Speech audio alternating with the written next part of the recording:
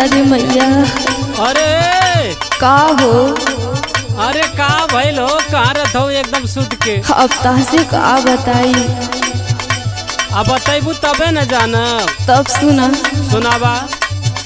हरी रोवा तारो बात सोना होई गइल भोर मोर बलमुआ हो दर्द उठल बड़ी जोर।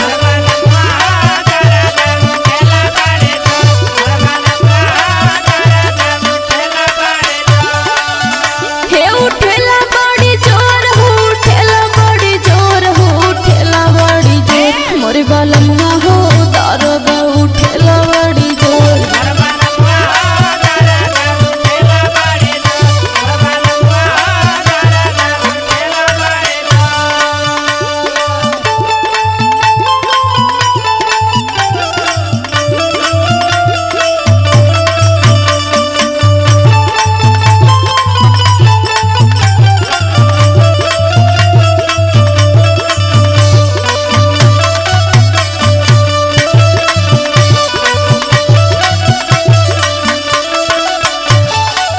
अच्छा ये बतावा। हाँ तो काहे के चाहिए न खाली सुध के कोहरबू? अब तो ऐसे कहिला तो लेकिन तोहरा ही करनी बने। अच्छा हाँ सुना सुनावा। दिना भर घरवा के काम कुल करी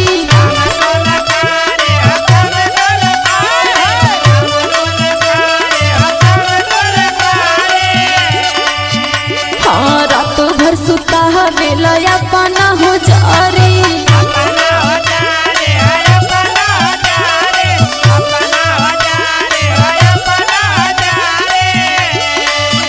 हाँ दिन भर घरवा के काम कुल करी रात भर सुता बेला अपना हो जारी। और सुना सुनावा।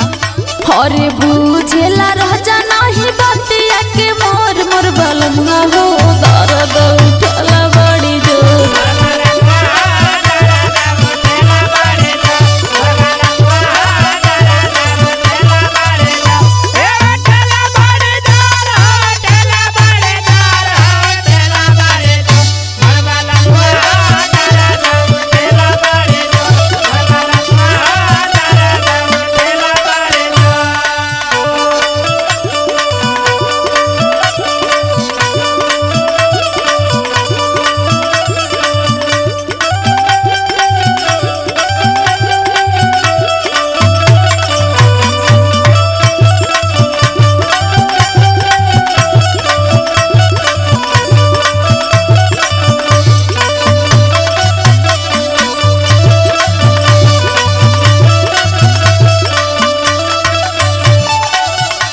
सुनाए राजा जी। सुनावा।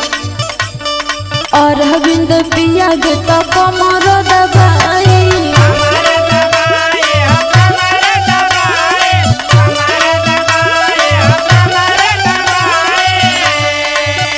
हाँ चाहे तू जाके ले आवता दवाई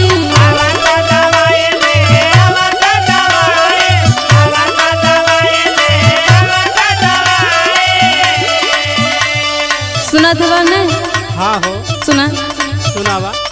और बिंद पिया देता कमर दबाई चाहे तू जाके ले आवता दवाई। और सुना सुनावा। हरे कलिए से गिरा तारे अखिया से लोर मोर बलमुआ हो दर्द उठला बड़ी जोर।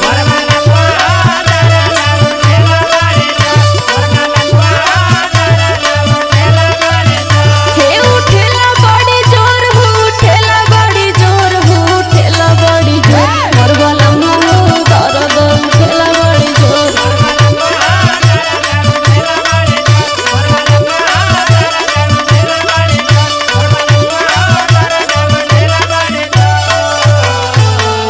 हे राजा जी लिया दे नहीं तो लेके चली डॉक्टरिया।